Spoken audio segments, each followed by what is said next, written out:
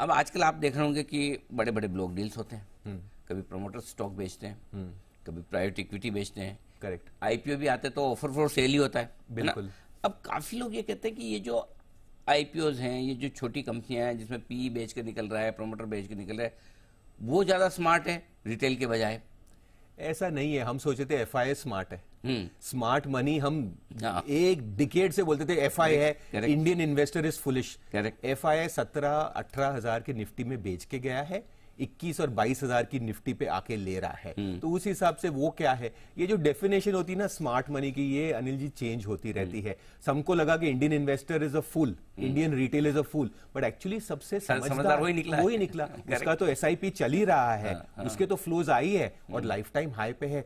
घटते मार्केट में इन्होंने तो लिया है। एब्सोल्युटली। अच्छा, वोलेटिलिटी के लिहाज से जैसा आप बता भी रहते हैं, तो फिर उस लिहाज से तीनों कैटेगरी में किसको रखा जाए टॉप पर, मिड कैप से? मेरे हिसाब से मिड कैप रखा जाए, क्योंकि अगर हम सोचे तो हमने थोड़ा और सोचा भाई ये मिड कैप में ऐसा क्या है, क्यों परफॉर्मेंस आती है, टॉप विनर में तो है ही नहीं।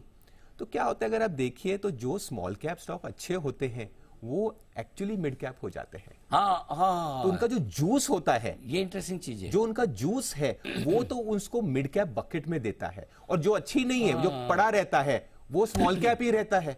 अब आपकी स्टडी में एक और चीज समझ में आई कि आपका मिड कैप इंडेक्स क्यों बेहतर परफॉर्म कर रहा है स्मॉल कैप के मुकाबले में, क्योंकि थोड़े टाइम बाद small cap stocks mid cap में जो अच्छा होता है वो ऊपर आ जाता है। हाँ, अच्छा जैसे थोड़ा होगा बेहतर हो जाएगा, क्योंकि अच्छा लार्ज कैप में तो जाने की जगह कम है, लेकिन स्मॉल से मिड कैप में जो आपका प्रमोशन होता है, करेक्ट, वो मिड कैप शेयरों में, और वो उनका गोल्डन पीरियड है, गोल्डन पीरियड होता है, स्मॉल कैप से ऊपर आए और लार्ज कैप के बनने तक की बीच की जो कहानी, ग्रोथ फेज होता है, और वो उनका ग्रोथ फेज होता है। आज ये बहुत ही इंटरेस्टिंग आपका ये निकल के आया है कि भाई लोग लड़ते रहते हैं लार्ज कैप के और स्मॉल कैप के चक्कर में, लेकिन असली मजा मिड कैप में है।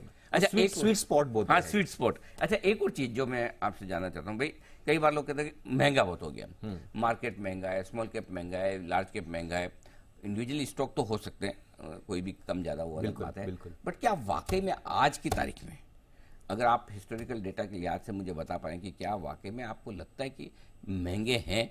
महंगे है तो क्या है, लार्ज कैप महंगे हैं, स्मॉल कैप महंगे हैं, मिड कैप हैं, या तीनों नहीं और तीनों महंगे हैं? देखिए, पहली चीज अगर आप देखेंगे टेबल पे, तो मोटा मोटा जो हिस्टोरिकल मीडियन पीई है, हमने 10 साल तक ये एनालिसिस किया है, ऐसा कहीं पे एक्सेसेस नहीं है। अच्छा, नहीं है, सस्ता भी नहीं है कि बार्गेन है, but actually it is near average. So ऐसी बात नहीं है कि अपने को डरना है। अगर इसमें अर्निंग्स आए तो यही चीज सस्ती भी हो सकती है। तो एक चीज मुझे ऐसा लगता है कि बबल ही है।